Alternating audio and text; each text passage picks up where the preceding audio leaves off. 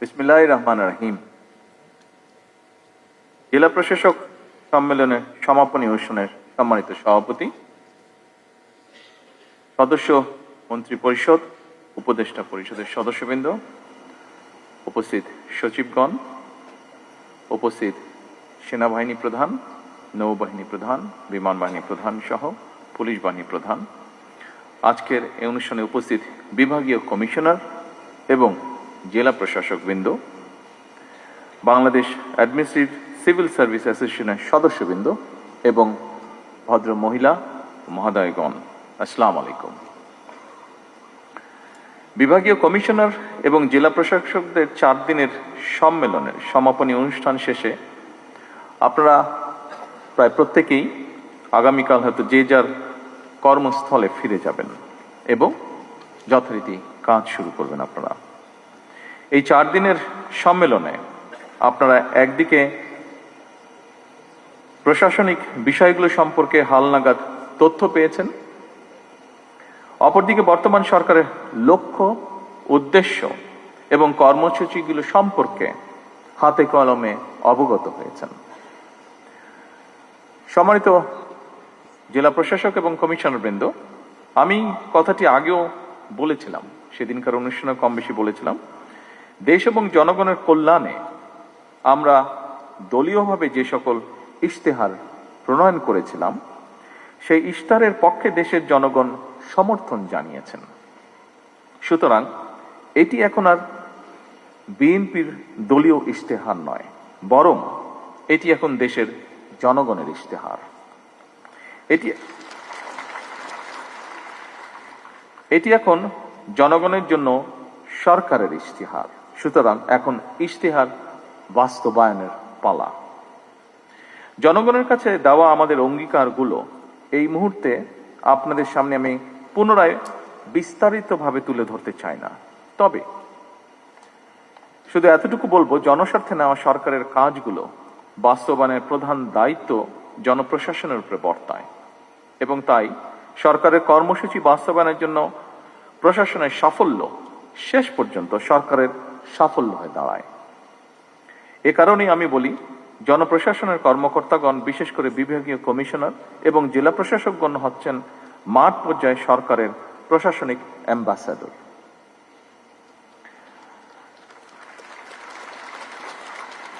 সম্মানিত সকল উপস্থিতিবৃন্দ, বর্তমান সরকারের উপর জনগণের প্রত্যাশা অনেক। বর্তমান গণতান্ত্রিক সরকার জনগণের সকল যৌক্তিক প্রত্যাশা সাধ্যমতন পূরণ করতে বদ্ধপরিকর। এটি জনগণের প্রতি আমাদের অঙ্গীকার। আমরা কথায় কথায় বলি জনগণ রাষ্ট্রের মালিক।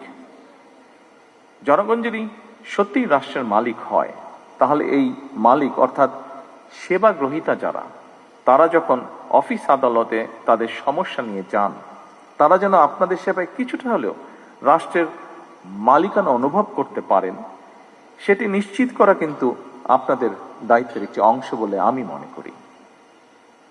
একজন সাধারণ মানুষ যখন কোনো সরকারি অফিসে যান, তখন সে সংশ্লিষ্ট কর্মকর্তা কিংবা সংশ্লিষ্ট অফিস ব্যবস্থাপনার মধ্যেই পুরো সরকার ব্যবস্থাকে মূল্যায়ন করে বা তা করার চেষ্টা করে।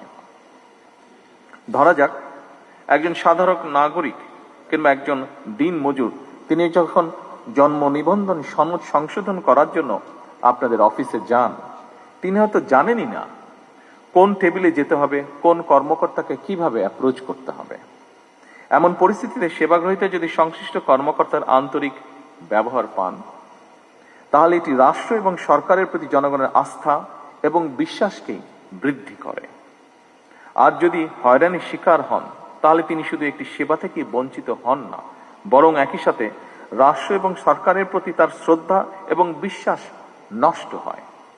সুতরাং রাষ্ট্র এবং সরকারের সঙ্গে জনগণের আস্থা তৈরির ক্ষেত্রে আপনাদের কার্যক্রম মুখ্য ভূমিকা পালন করে এবং করতে পারে। তাৎক্ষণিকভাবে হয়তো সবকিছু সমাধান করে দেওয়া সম্ভব নয়, এটি আমরা বুঝি, কিন্তু ভুক্তভোগীর মনে অন্তত এই ধারণা জন্ম নেবে বা জন্ম নেওয়া জরুরি, আপনি কিংবা আপনার অফিস তার সমস্যার সমাধানের ব্যাপারে আন্তরিক। উপস্থিত বিভাগীয় কমিশনার এবং জেলা প্রশাসক বৃন্দ সহ উপস্থিত সকল সম্মানিত অতিথিবৃন্দ, প্রশাসনকে জনমুখী করে গড়ে তুলতেই হবে আমাদের। সেই কাজটি আপনাদের ভূমিকার উপরে বলা যায় প্রায় পুরোপুরি নির্ভর করে। আমাদের সরকার এমন একটি জনমুখী সরকার প্রশাসন চায়, যেখানে সরকারি দপ্তরে সাধারণ মানুষ সম্মানের সাথে দ্রুত, স্বচ্ছ এবং হয়রানি মুক্তভাবে সেবা পাবে। এই বিষয়টি আপনারা নিশ্চিত করতে সক্ষম। আইন অবশ্যই গুরুত্বপূর্ণ, কিন্তু মানবিকতাও আরো বেশি তাৎপর্যপূর্ণ। সম্মানিত উপস্থিতিবৃন্দ, একজন বৃদ্ধ কিংবা সুস্থ মানুষ আপনাদের অফিসের সামনে কিংবা সেবার জন্য লাইনে দাঁড়িয়ে থাকেন, তখন তাদের বিষয়গুলো আইনগত উপায়ে সমাধানের পাশাপাশি তাদের প্রতি মানবিক আচরণও খুবই জরুরি। সেবা গ্রহীতার প্রতি আপনাদের আন্তরিক ও সহানুভূতিশীল ব্যবহার তাদের প্রতি রাষ্ট্র এবং সরকারের ব্যবস্থা সম্পর্কে ইতিবাচক ধারণার জন্ম দেয়। হয়তো এই বিষয়গুলো আমাদের অনেকের কাছে হয়তো খুব ছোট মনে হতে পারে, কিন্তু জনমনের প্রভাব কিন্তু অনেক বেশি। ভবিষ্যতে এসব বিষয়গুলোর প্রতি আরো মনোযোগী এবং যত্নবান থাকার জন্য আমি আপনাদের দৃষ্টি আকর্ষণ করছি। উপস্থিত বিভাগীয় কমিশনার এবং জেলা প্রশাসক বৃন্দ, রাষ্ট্রের সবচেয়ে বড় সম্পদ হলো জনগণের বিশ্বাস। সরকার এবং প্রশাসনের স্বচ্ছতা ও জবাবদিহিতার মাধ্যমে জনমনে এই বিশ্বাস কিন্তু ধীরে ধীরে গড়ে ওঠে। এই ব্যাপারেও আপনারা যত্নবান থাকবেন বলে আমি দৃঢ়ভাবে বিশ্বাস করি। প্রশাসন শুধু আইন প্রয়োগের যন্ত্র নয়, এটি মানুষের সেবার একটি মাধ্যম।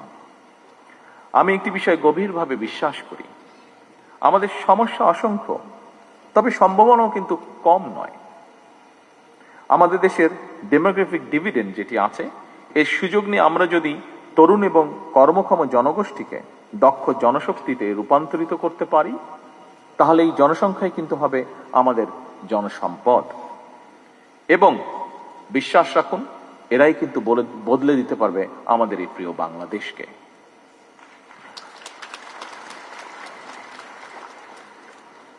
আমি আপনাদের সম্মেলনের উদ্বোধনী অনুষ্ঠানে আপনাদের প্রতি নির্দেশনামূলক বক্তব্য দিয়েছিলাম। সুতরাং খুব সম্ভবত পাশের রুমে বোধহয় ডিনারের ব্যবস্থা আছে। ডিনার সামনে রেখে আমি খুব একটা লম্বা করতে চাই না আমার বক্তব্য।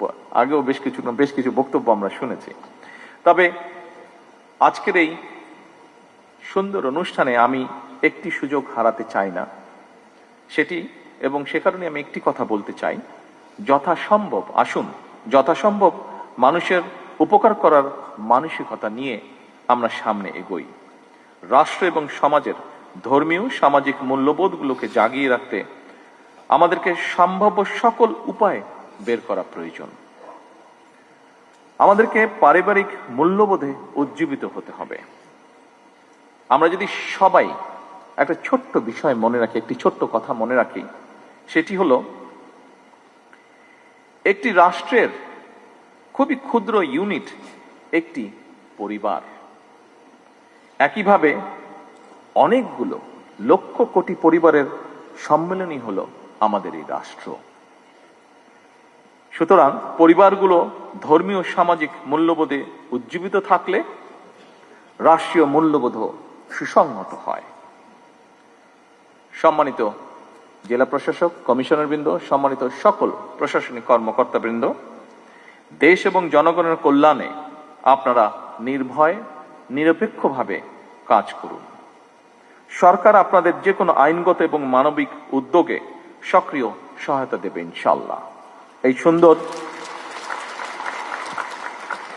পরিশেষে এই সুন্দর আয়োজনের জন্য আমি বাংলাদেশ অ্যাডমিনিস্ট্রেটিভ সার্ভিস অ্যাসোসিয়েশনের সকল সদস্য এবং তাদের পরিবারের সদস্যদেরকেও আবারও আন্তরিকভাবে ধন্যবাদ জানিয়ে আমার বক্তব্য শেষ করছি। আল্লাহ হাফেজ। বাংলাদেশ জিন্দাবাদ।